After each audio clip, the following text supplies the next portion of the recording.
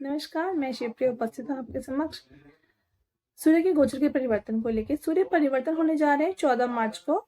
फिलहाल भ्रमण कर रहे हैं सूर्य शनि की कुंभ राशि में, जो कि चले जाएंगे 14 मार्च को मीन राशि में उच्च अभिलाषी होके। उच्च अभिलाषी से अर्थ है मेरा, जब सूर्य जो है वो मेष राशि की ओर बढ़ रहे हैं मीन राशि के बाद से, जिसमें वह उच्च की हो जाएंगे।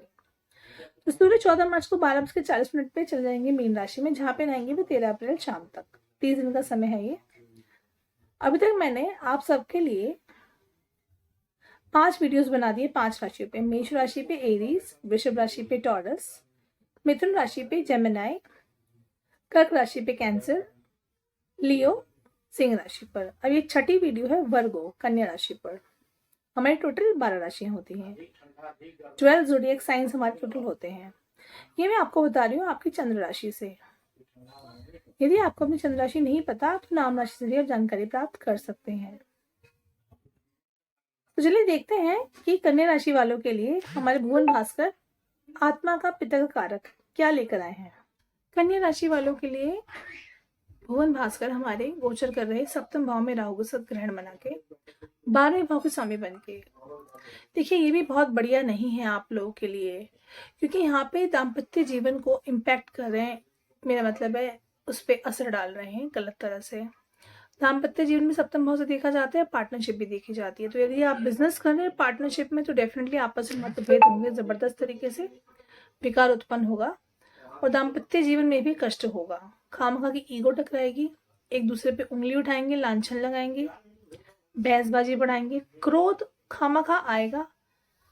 तो इन चीजों से जो आपको बताई जा रही है आपको सावधान रहना है।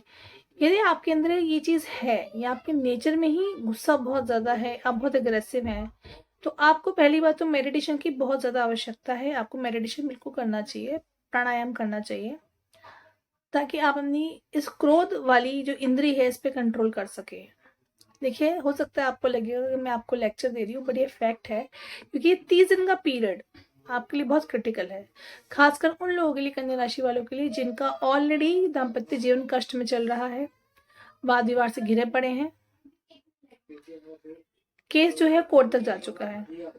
मैं बिल्कुल नहीं चाहूंगी कि कोई भी कन्या राशि वाले जातक के साथ ऐसा कष्ट या ऐसी दिक्कत हो, बट देखिए हम सब ग्रहों से घिरे हुए हैं, हम पे कहीं ना कहीं इनका असर बिल्कुल होता है, तो आप पर भी होगा। लेकिन एकमात्र कर्म, हमारी बुद्धि विवेक ऐसी चीज है जिससे और पेशेंस के साथ हम चाहें तो उस पर चेक लगा सकते हैं, उस पर कंट्रोल कर सकते हैं। इसलिए कर्म हमेशा बलवान होता है हर तरह से। तो ये सब बातें आपको बताई इसलिए जा रही हैं कि आपको सावधान कर रही हूँ, सचेत कर रही हूँ कि इस समय में आपके साथ कुछ बुरा ना हो। यदि सिचुएशन से बन भी रही है तो उसको चैलेंज की तरह लीजिए। पॉजिटिवली से मतलब है मेरा, जब आपको पता ही है कि समय अनुकूल नहीं है, प्रतिकूल है, तो बेहतर है कि पति पत्नी में वाद विवाद चल भी रहा है तो एक दूसरे से कम बात करें, चीज़ों को अवॉइड करें, इग्नोर कर दे कुछ चीज़ों को हो सके तो। खासकर वह पति पत्नी जो कि काफ़ी समय तक अपने साथ समय गुजार चुके हैं, बच्चे बड़े हो गए आप लोगों के। देखिए इसका मतलब मेरा ये नहीं है कि जिनकी न्यूली मैरिड है वो इन चीज़ों को इग्नोर कर दे, बिल्कुल गलत मत लीजिए इस बात को। लेकिन मेरे तात्पर्य समझिए जो मैं कहना चाह रही हूँ।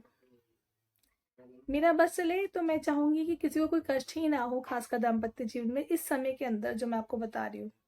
लेकिन देखिए ये ग्रह हमारे अनुकूल नहीं होते हैं ना प्रतिकूल होते हैं, समय की बात होती है।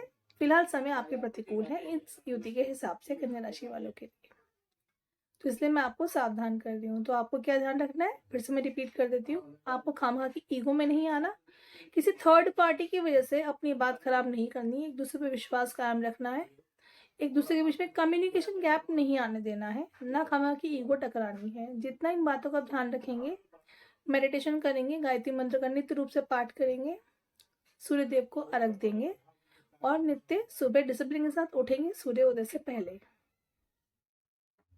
डेफिनेटली आपका ये पीरियड बहुत स्मूथली जा सकता है। कंप्लीटली डिपेंड करता है आपके ऊपर, चाहे वो पार्टनरशिप हो ऑफिशियल प्रोफेशनल, चाहे वो पर्सनल लाइफ की पार्टनरशिप हो आपकी।